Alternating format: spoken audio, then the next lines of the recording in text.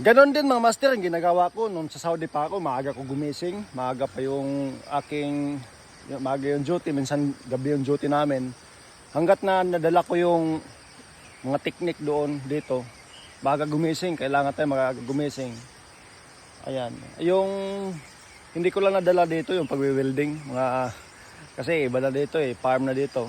Nakapokus na ako sa hanap buhay dito, farm. At saka sipag lang. Dati nung nasa Saudi pa ako mga master, yan, ito yung motor ko, liwan ko na lang dyan. So sama tayo hanggang sa farm ko.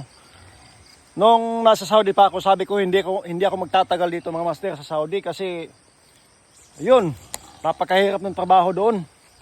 Napakahirap talaga. At saka pag nandun tayo lagi, doon tayo tatanda, nako, mahirap. Minsan lang yung mga Pilipino doon na hindi naghiwalay sa pamilya. Karamihan naghiwalay talaga. Dahil sa long distance, yun, walang tiwala. Yung isa may tiwala, yung isa walang tiwala. Yun, magkahiwalay talaga. Dapat both side kayo. Ayan, ito yung daan ng papunta sa aking Al Rashid Farm.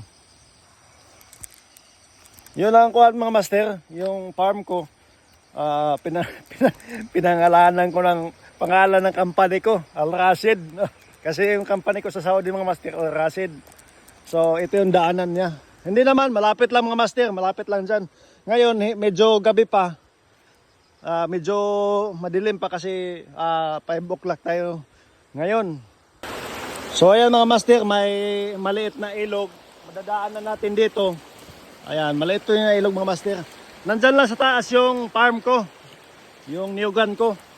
Ngayon, last na ngayon na pagluluto ko ng kopra. Kasi 2 weeks na tayo nagluluto. Marami kasi yung kopra natin. Nasa 2 weeks na tayo nagtatrabaho sa koprahan natin. Yan, nasa taas lang mga master. Ito na master yung ating kopra. Last na ngayon pagluluto. Ayan, ito yung sinasabi ko sa inyo mga master na pinangalanan ko ng Al Rashid Farm. Kasi galing kang Al Rashid to. RTCC company. Itong pagbili ko nito galing sa kanila, yung pira na yun. Di ba? So ngayon, gagawin natin mga master yan. Kopra yan mga master. Kopra, ito pa kopra. Nandoon pa yung lulugitin natin. Ayan. Pakita ko sa inyo.